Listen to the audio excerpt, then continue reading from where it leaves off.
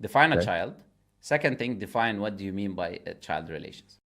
Let's say one who has not reached puberty yet. Let's go with that. So that's like kind of the Okay, general so and so so so the definition that was known throughout humanity, basically, that a child is someone who's under the age of puberty. That's the definition until they started inventing a new one recently.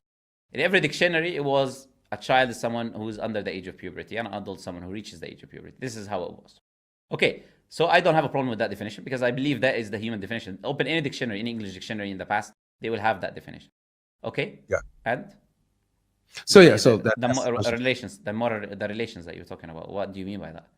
yeah, having I don't want to get your thing flagged, but for grown men to have relations with Oh, and okay. So sexual. from a perverted point of view, you're asking a question, right? Well, that I mean that is a Yes. perverted, Oh, okay, thing. okay. Now, okay. So this is your question,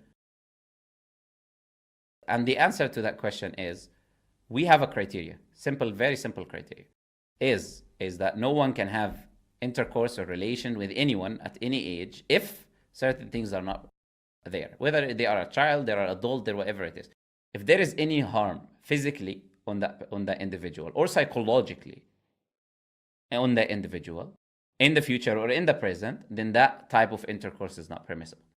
So that person So can be the age of 90, 95, and then if you have intercourse with that woman, it will harm her physically, that's not permissible. Does not matter whether it's a child or that person is the age of 90.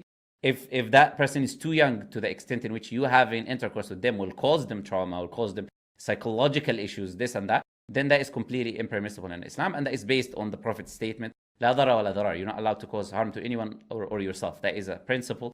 That is one of the main principles that are used in Islam to determine rulings.